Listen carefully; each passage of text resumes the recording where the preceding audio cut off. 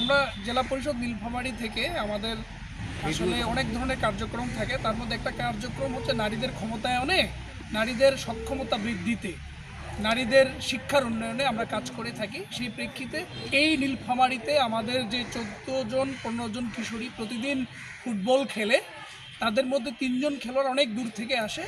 সেই 3 জন খেলোয়াড়কে আমরা আসলে সাইকেল উপহার দিচ্ছি জেলা পরিষদ থেকে। আমাদের জেলা প্রশাসক জনাব মোহাম্মদ নাইরুজ্জামান স্যার, যিনি জেলা পরিষদের প্রশাসক, একই সাথে তিনি তাদের ক্ষমতায়নে তিনি কাজ করছেন। আমরা সবাই মিলে কাজ করছি এবং একই সাথে এই 3 জন আমাদের খুদে জয়িতা, যারা 3টি নতুন বাইসাইকেল পাচ্ছেন খেলার মাঠে খেলতে আসার জন্য।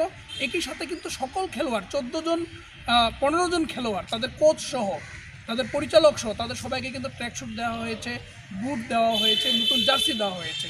এটা জেলা পরিষদ করছে। আমরা চাই আমাদের কিশোরীরা একদিন বিশ্বজয় করুক, শুধু নীলফামারী বা জাতীয় জয় না, বিশ্বজয় করুক। তারা আমাদের নীলফামারীকে তুলে ধরুক, তাদেরকে নিয়ে যেন আমরা গর্ব করতে পারি, আমরা যেন এইভাবে এগিয়ে যেতে পারি। জেলা পরিষদ আমাদের এই মায়েদের সাথে থাকতে চায়, এই কিশোরীদের থাকতে চায়, এই তরুণীদের সাথে থাকতে চায়। কারণ একটা মাদকমুক্ত সমাজ গড়তে, বাল্যবিবাহমুক্ত সমাজ গড়তে এই কাজগুলোতে জেলা পরিষদ শতভাগ আন্তরিকতার সাথে কাজ করে যাচ্ছে। ধন্যবাদ সকলকে। Omar Faruk, Nilphamari top news, Nilphamari.